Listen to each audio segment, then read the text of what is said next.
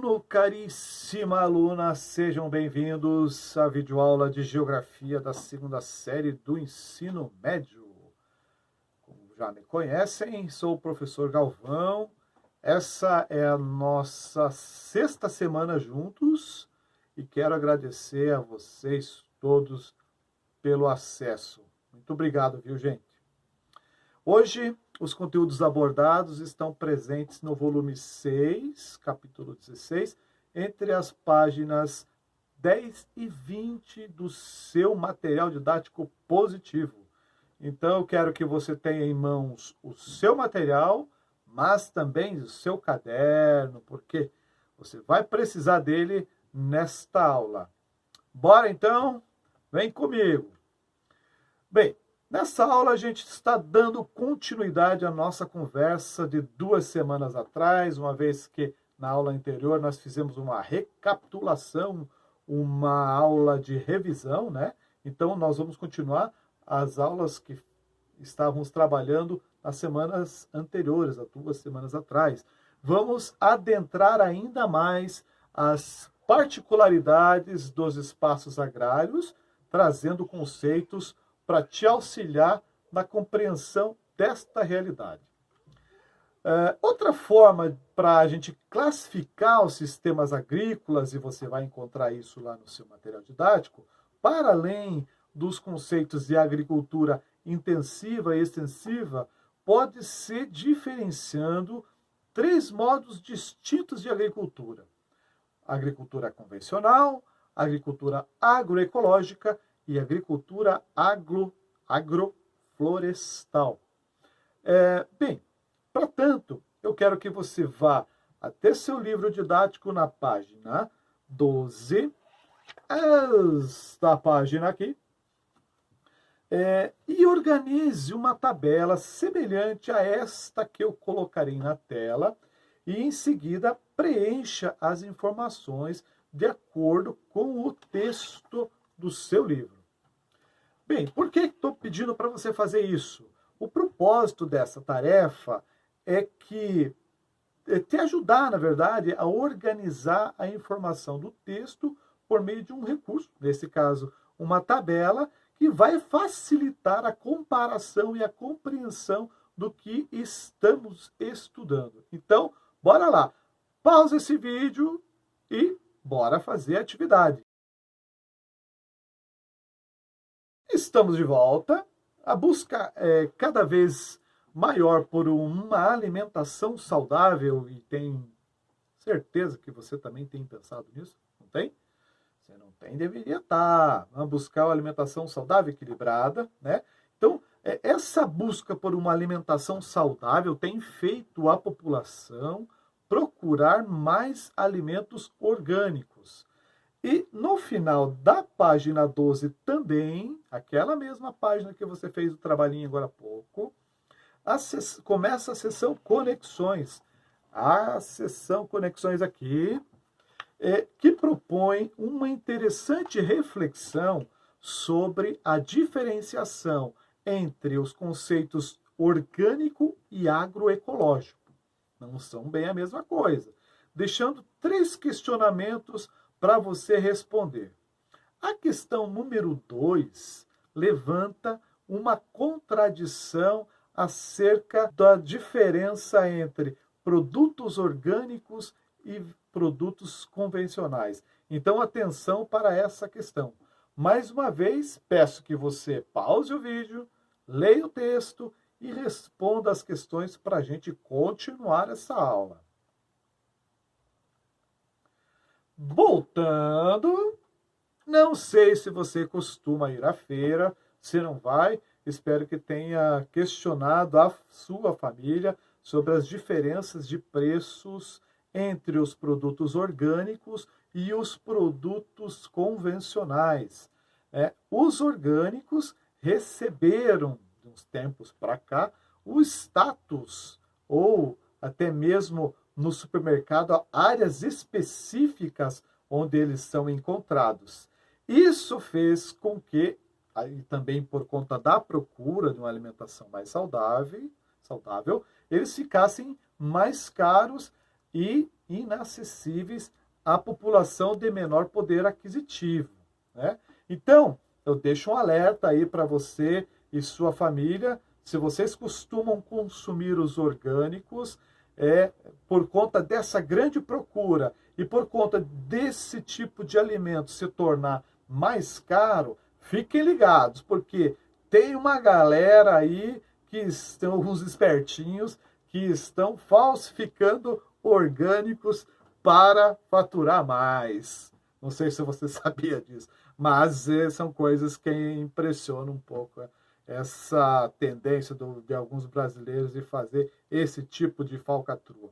Então, fiquem de olho na rastreabilidade desses produtos orgânicos, senão você acha que está comprando um produto orgânico e, na verdade, não é. Então, atenção aí, pessoal, essa é a minha dica para você que quer ter uma alimentação saudável. Bora lá? Bem, a agricultura ainda pode ser classificada por outros tipos de critério. Por exemplo, com relação à finalidade, agricultura de subsistência versus agricultura comercial. Já falamos sobre isso em aulas anteriores, vou retomar rapidinho aqui. Subsistência, pequena propriedade, produção familiar, os produtos voltados à alimentação. A agricultura comercial, como o nome já traz uma ideia, é aquela voltada à produção em grande escala, voltada para a exportação, ou seja, não se trata de subsistência, alimentar as famílias que estão ali no campo, mas sim vender esses produtos para o mercado. Quanto ao sistema empregado, existem diferentes tipos de sistema. No seu material didático, o primeiro que é listado lá é a roça tropical, que tem como característica importante ser itinerante, e são uns tipos de sistema mais presentes em países em desenvolvimento, subdesenvolvidos.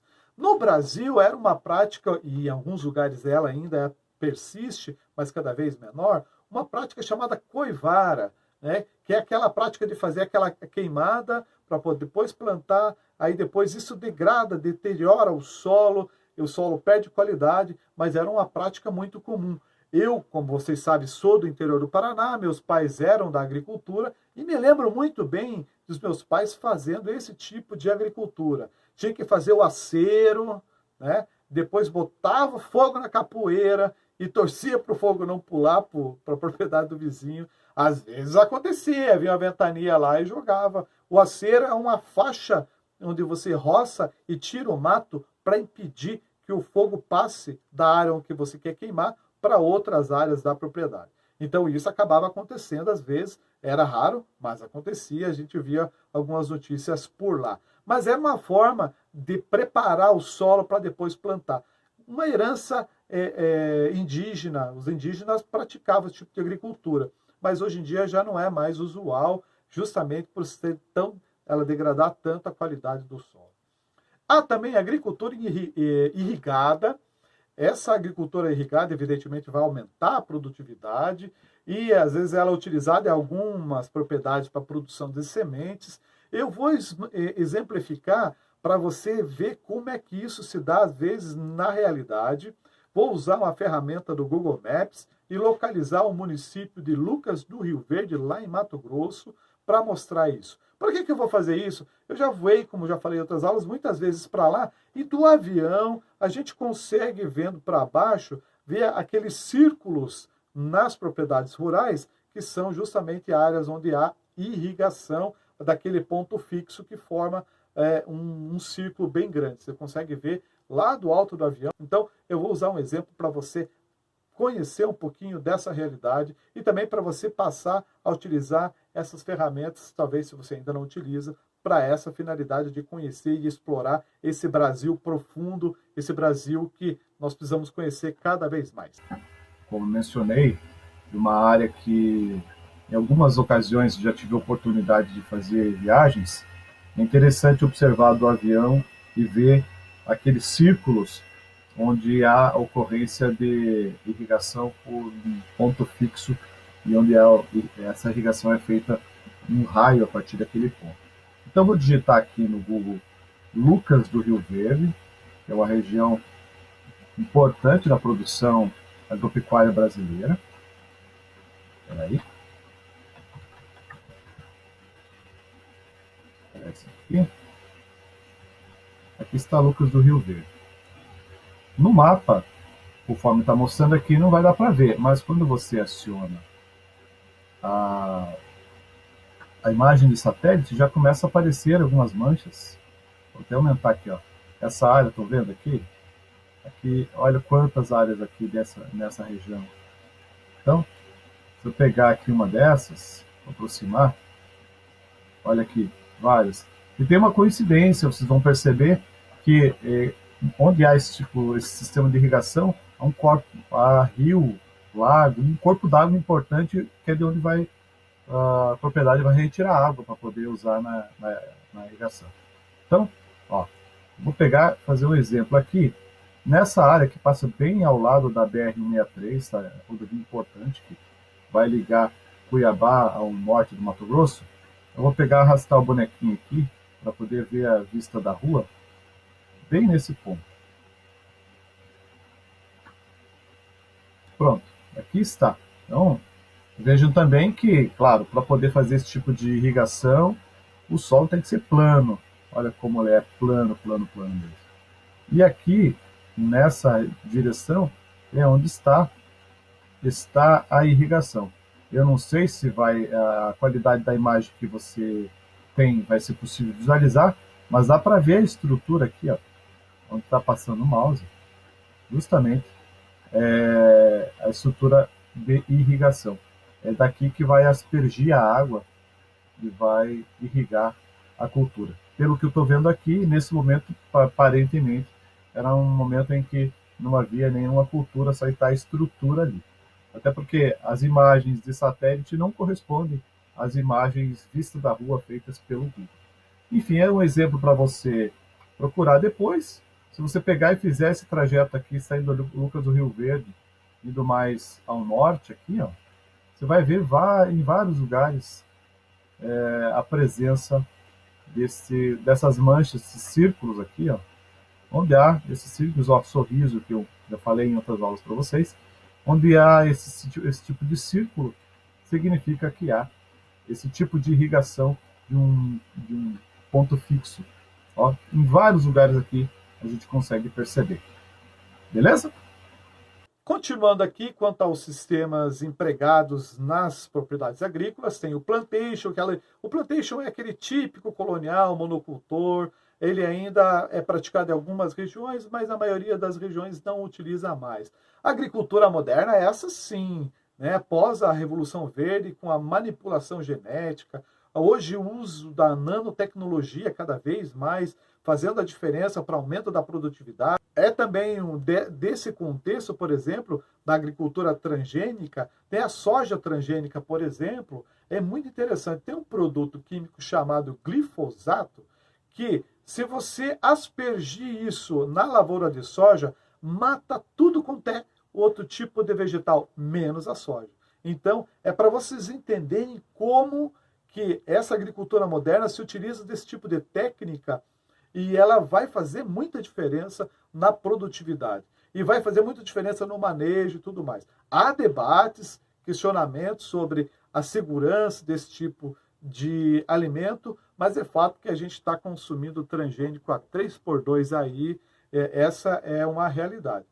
Ao menos que você consiga consumir tudo orgânico, senão, com certeza, alguma coisa modificada vai ter. Com relação aos sistemas empregados na produção agrícola, aí você vai ter, por exemplo, também a jardinagem, que usa bastante mão de obra e é muito comum lá na Ásia, e tem esse nome justamente porque é quase que a construção de um jardim, tudo muito organizado, os terraços lá. Então, a agricultura do arroz é considerada nessa perspectiva de um sistema de jardinagem. A hidroponia não usa solo e ela predomina esse tipo de sistema na produção de hortaliças. Inclusive, ela é muito indicada, existem muitos estudos e, inclusive, algumas experiências nas cidades, praticado também nas cidades. Eu já vi até reportagens sobre hidroponia sendo praticada dentro de prédios aí com iluminação artificial, são outras coisas que têm acontecido mundo afora, terraços lá no alto dos prédios, o pessoal também praticando hidroponia e por aí vai. Em relação às principais técnicas agrícolas, se você quiser acompanhar no seu material didático, isso está contido a partir da página 15 e 16, a gente vai ter associação de culturas, quando você às vezes associa uma cultura permanente com uma cultura temporária. Então, por exemplo, lá no meio da roça de café, você insere lá uma plantação de milho ou de outras coisas assim. A utilização de adubos, fertilizantes, defensivos agrícolas, importantíssimo, às vezes para correção do solo, para melhoria da qualidade da produção e aumento da produtividade. A utilização de curvas em nível é fundamental para evitar a erosão do solo e a perda de nutrientes no solo. Então, são construções, curvas em nível, sempre no sentido perpendicular da vertente, do sentido que a água escorre. Tudo isso para conter a erosão. O plantio direto, que é aquele que ocorre após a colheita de uma lavoura, aí vem a próxima lavoura, ao invés de você revolver a terra, você pratica o plantio direto. Por exemplo, lá você pode ter, após a colheita do milho, fica aquela palhada do milho ali na lavoura, após o milho ser colhido, planta-se soja na sequência, sem que você revolva a terra, sem que você mexa na terra. Então, ela vai direto ali. Esse é o chamado plantio direto. Existem muitas vantagens desse sistema, inclusive tem do ponto de vista econômico. Além disso, as técnicas vão utilizar máquinas, equipamentos, sistemas de irrigação, como já vimos anteriormente. Bom, além dessas práticas de agricultura, no espaço rural também existem outras atividades econômicas e, por exemplo, a pecuária. Pecuária bovino, suíno, ovino, equino, caprino, bubalino, além de ranicultura, sericicultura. Já ouviram falar? Ficou com curiosidade de saber o que é? Não vou dizer. Vai pesquisar. Sericicultura. Eu tive que decorar essa palavra porque ela não é fácil de dizer. Então, vá lá pesquisar. E se você trouxer um bom trabalho, um bonito trabalho sobre o assunto, ganha um ponto na média. É brincadeira, claro. Eu não tenho condição de te dar um ponto na média, mas eu vou ficar bem feliz pela tua vontade em aprender. Na pecuária, a gente também tem outras formas de classificar a organização dos espaços agrários, considerando essa prática agrícola. Por exemplo, a pecuária intensiva e a pecuária extensiva. Mas sobre isso, eu quero te convidar para trabalhar mais uma vez. E mais uma vez eu gostaria que você montasse uma tabela, mais ou menos similar àquela que a gente já criou para falar das modalidades agrícolas. Então, mão da massa, eu vou explicar rapidinho para você, mostrar o modelinho da tabela aí já no seu vídeo. Você pausa e vai lá pesquisar as informações que estão na página 17 do seu livro para preencher essa tabela. Então, observe ali que eu tenho pecuária extensiva e intensiva e os critérios para você ir preenchendo. Prioridades da produção, tamanho da propriedade, como que se dá a alimentação dos animais, como são dispostos os animais, que outros tipos de produção que se dá além dessas que são mais prioritárias, vamos chamar assim. Então, veja ali, tem um exemplo, né? Por exemplo, na pecuária extensiva, em relação à disposição dos animais, eles estão soltos no pasto. E como é que se dá a intensiva? Está lá no seu material didático. Pesquisa, preencha e volta aqui para a gente continuar com esse vídeo. Beleza? Bom, outra atividade que existe no espaço rural é o extrativismo, e muito importante, por sinal. É uma atividade presente, relevante. São 3 modalidades de extrativismo que existem. As 3 são vegetal, mineral e animal. Vegetal, exploração de madeira nativa, óleo, frutas, folhas, o látex, por exemplo. No mineral, a gente pode falar sobre a mineração, de um modo geral, incluindo aí algo que às vezes as pessoas esquecem, pedra e areia para construção civil. Isso também se chama extrativismo, isso também é uma forma de extrativismo mineral, e também o animal, por extrativismo animal, né? E aí, o destaque, claro, vai para a pesca, porque estima-se que no Brasil exista mais ou menos 1 milhão de pescadores artesanais, que aí eu posso classificá-los como extrativistas animais, que pescam, né? Esses pescadores artesanais respondem por 45% da produção anual de pescado no Brasil. É peixe pra canário, né? Então, gente, se você tiver algumas regiões, você sabe do que eu estou falando, porque peixe é a base da alimentação de algumas regiões do nosso país. Então, é muito relevante a produção dessas pessoas. Outra atividade agrária muito importante é a silvicultura, nesse caso, a silvicultura é responsável pela extração de madeira plantada, não a madeira nativa. Então, por exemplo, o plantio de pinos no Vale do Ribeira, que aqui está na divisa entre o São Paulo e o Paraná, é uma importante opção econômica, sobretudo porque aquela região é um solo, um relevo muito dobrado, muito movimentado, não é fácil de manejo, de mecanização, e também não tem a fertilidade para a prática para outras práticas agrícolas. Então a madeira ali, ou a silvicultura, é uma interessante forma de utilizar aquelas áreas. E, claro, a madeira originada da silvicultura é utilizada na indústria de móveis, na indústria papel, celulose, entre outros usos. Portanto, fundamental para a economia, fundamental para todos nós esse tipo de atividade agrícola. Bem, por fim, uma atividade que tem crescido muito no meio rural e que eu acho muito interessante é o turismo rural. Conforme a seção Mundo do Trabalho, está na página na página 20 do seu material didático, essa seção aqui, ó, Mundo do Trabalho, que traz e relata que esse tipo de atividade presente no meio rural atrai cada vez mais turistas nacionais e estrangeiros. Para você ter uma ideia, em relação a turismo de estrangeiros para o Brasil, fica atrás apenas dos turistas que vêm para curtir as praias. E com um detalhe, hoje, devido à pandemia do coronavírus, existem analistas já apontando que esse tipo de turismo vai se expandir ainda mais.